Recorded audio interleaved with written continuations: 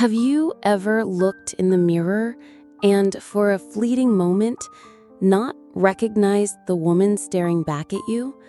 Not her physical appearance, but the essence behind her eyes. Have you ever felt as if you were navigating a life that, while seemingly yours, was subtly scripted by invisible hands, by whispered expectations, even before you learned to speak? That uneasy feeling, almost a shiver in the soul, that your voice, however clear, still resonates a tone below what it could be. Your dreams, however vivid, seem confined to a walled garden where only certain flowers are allowed to bloom. Your steps, however firm, hesitate before crossing certain unmarked but universally understood lines. It's as if an invisible manual passed down from generation to generation dictates every smile, every concession, every strategic silence. Do you feel this way? You are not alone. But what if I told you that this manual can not only be questioned, but completely rewritten? What if the key to unlocking the invisible chains that limit your expansion wasn't an unfathomable mystery, but a truth revealed by a brilliant and audacious mind, a philosopher, a woman who dared to confront the female condition head-on, without veils, and left us not just a diagnosis, but a call to freedom. Her name resonates like thunder in the history of thought. Simone de Beauvoir. Simone de Beauvoir was not an academic confined to ivory towers, weaving theories detached from reality. She was an intellectual force of nature, an existentialist who lived her philosophy with an intensity that defied all conventions of her time.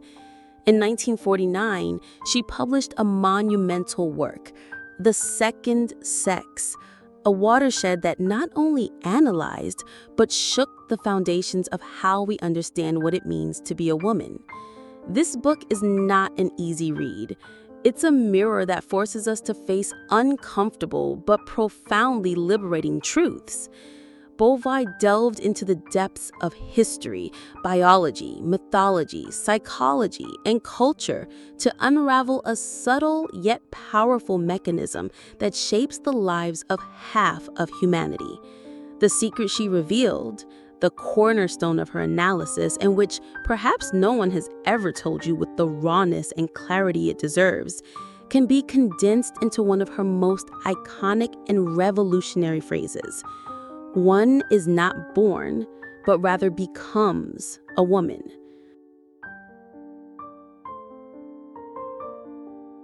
Pause for a moment and let that phrase resonate within you. One is not born, but rather becomes a woman. What did Beauvoir mean by this?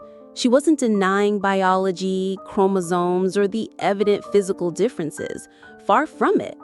What she was unmasking was the idea that femininity, with its entire set of expected behaviors, assigned roles, imposed virtues, and accepted limitations, is a biological destiny, an immutable essence. No, for Beauvoir, the woman as we know her socially is a construction, a product, a carefully crafted cultural artifact molded over millennia. It's the result of a continuous process of learning, of internalizing norms, of expectations imposed by society, family, religion, media, the educational system. In short, the entirety of civilization on the individual born with a female body. It's the script handed to you at birth. A detailed guide that teaches you how to be feminine, how to be docile, emotional, passive, nurturing, the beautiful sex, the fragile sex. A script that subtly positions you always as the other. And what is the consequence of this construction? Beauvoir is relentless in her diagnosis. By being made a woman according to the script, you are systematically defined in relation to the man. The man is the subject, the absolute, the standard human being. The woman, in turn, is the other, the incidental, the object, the one whose existence only gains meaning and validation through the male gaze, through her function for him, whether as mother, wife, lover, or muse. Think about it. How many times in history, literature, or film is the female narrative centered on her relationship with a man? How often are her greatest triumphs and tragedies defined by a romantic love, motherhood, or their absence? You learn early on to see yourself through the eyes of others, to measure your worth by your ability to attract, please, or serve. Your transcendence, your ability to project yourself into the world through your own projects, to create, to lead, to explore the universe for yourself and by yourself, is constantly curtailed, discouraged, or, at best, tolerated as an eccentricity. This condition of other is not just a philosophical abstraction. It manifests in concrete and painful ways. It's the voice that hesitates before giving a firm opinion in a male-dominated meeting. It's the guilt that arises when prioritizing a career over family, or vice versa, because the trap lies on both sides. It's the exhaustion of trying to balance multiple roles, all demanding perfection. It's the fear of aging in a society that overvalues female youth as its primary capital. It's the internalization of the idea that your body is an object to be constantly monitored, judged, and modified to meet unattainable standards. You become, as Beauvoir would describe, immanent, trapped in the cycle of the species, in household duties, in the emotional demands of others, while the man is free to be transcendent, to shape the world, to create the future. The metaphors are many. The gilded cage, whose bars are made of praise for your delicacy and intuition, but which prevent you from flying freely. The mirror, which you are taught to consult constantly, not to see yourself, but to ensure your image pleases the observer. The flawless doll, which cannot get dirty with the mud of worldly ambition or intellectual rebellion. And the cost of this constant performance?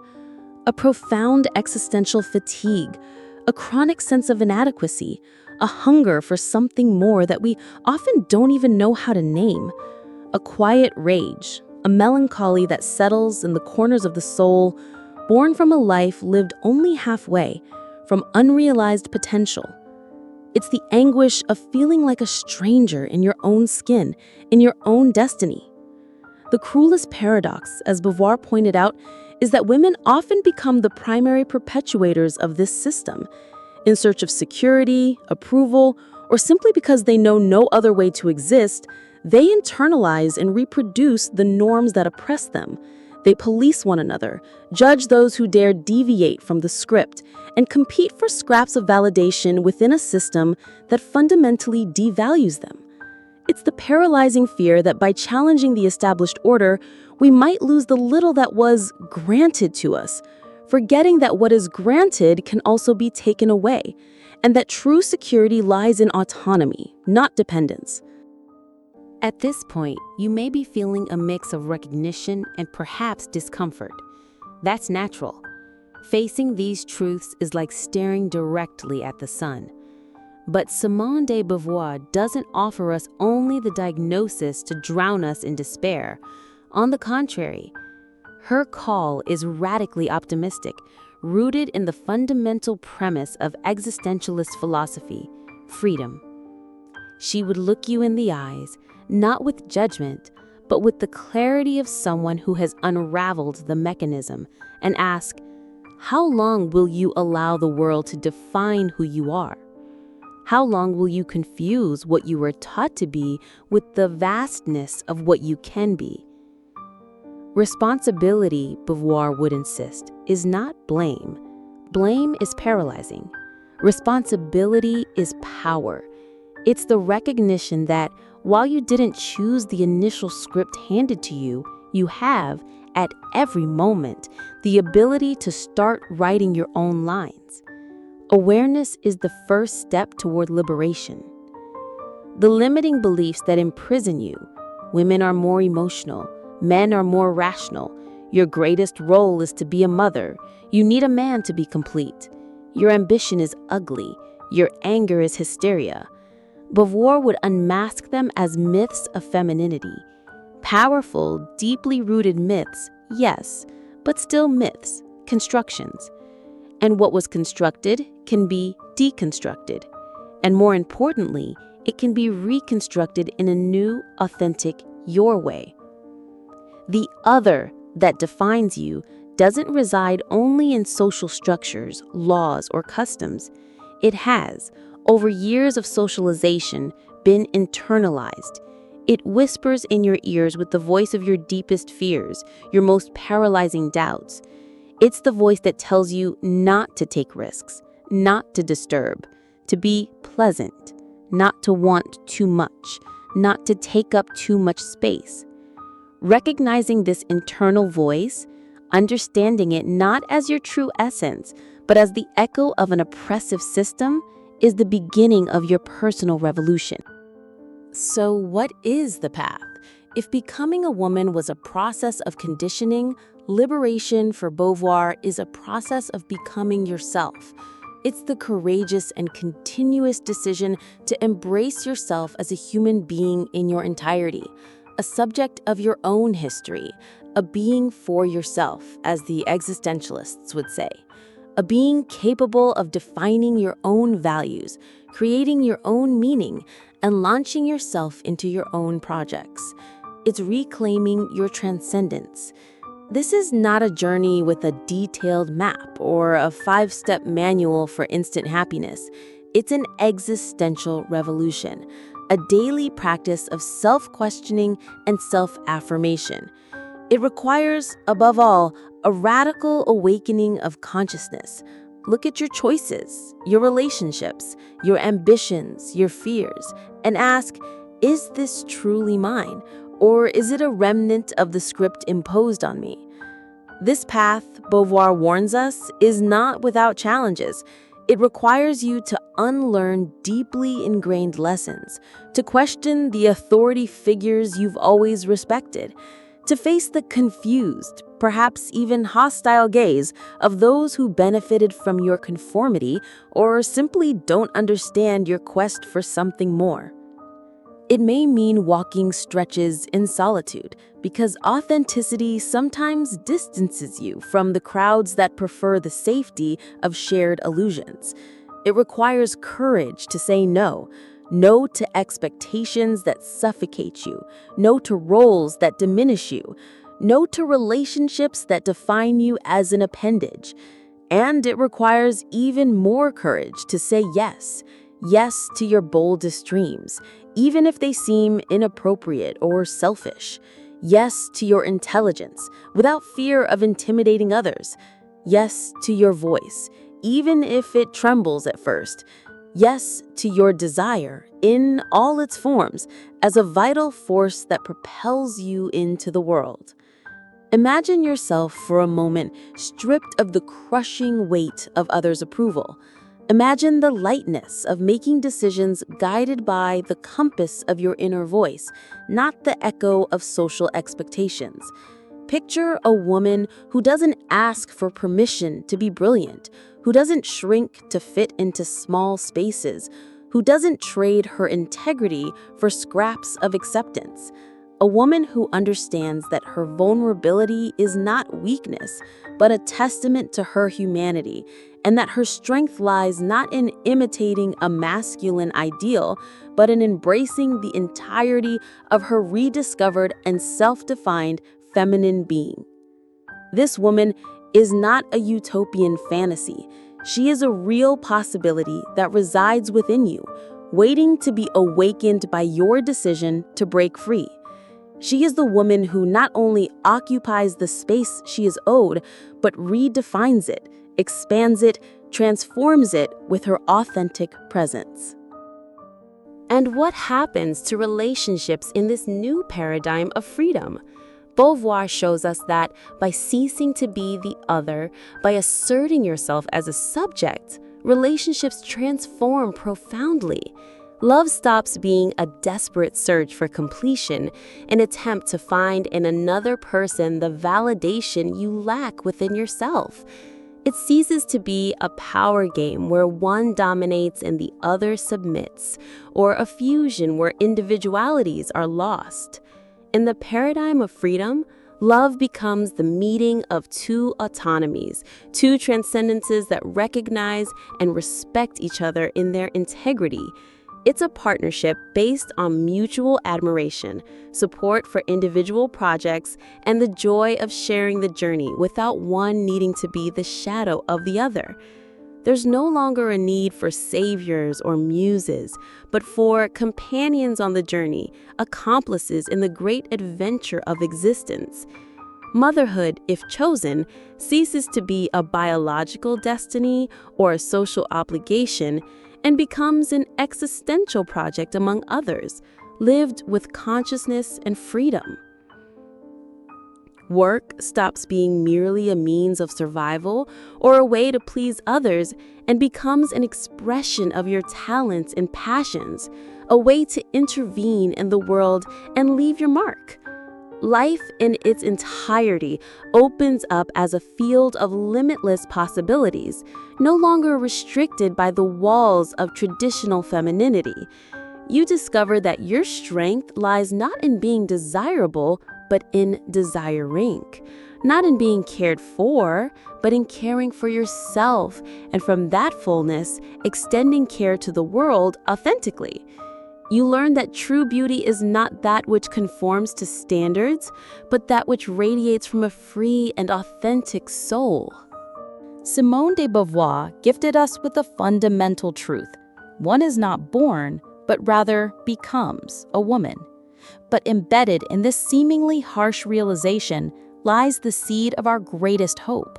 For if we were made by a culture, by a history, we also possess the inherent power to unmake everything that limits us, and more crucially, the power to remake ourselves, to reinvent ourselves, to create ourselves, every day in the image of the freedom we dare to dream. Many, unfortunately, perhaps out of fear, complacency, or never having had the chance to hear this message, will prefer the familiar safety of the known cage to the dizzying and uncertain vastness of freedom. They will continue to play roles, seek external validation, and live the life assigned to them, not the one they chose in their heart. But for you, who felt Beauvoir's message resonate in the depths of your soul, who felt a spark of recognition, a flicker of healthy rebellion, a thirst for something more, know this: the power to rewrite your script, to reclaim your narrative, to become the sovereign author of your existence has always been there, dormant within you. Simone de Beauvoir, with her sharp lucidity and passion for freedom, merely lit a torch so you could see the path.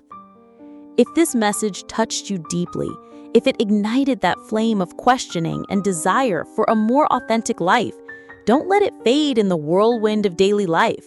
This is not just another video to be consumed and forgotten. It's an invitation, a challenge. So act. Like this video so this message reaches more women who need to hear it. Share it with that friend, sister, mother, colleague who you know carries immense potential but may still be bound by the invisible chains of expectations. Subscribe to this channel so we can continue this journey of discovery, questioning, and empowerment together. Your engagement is not just a click, it's an act of solidarity. It's a cry for freedom that echoes.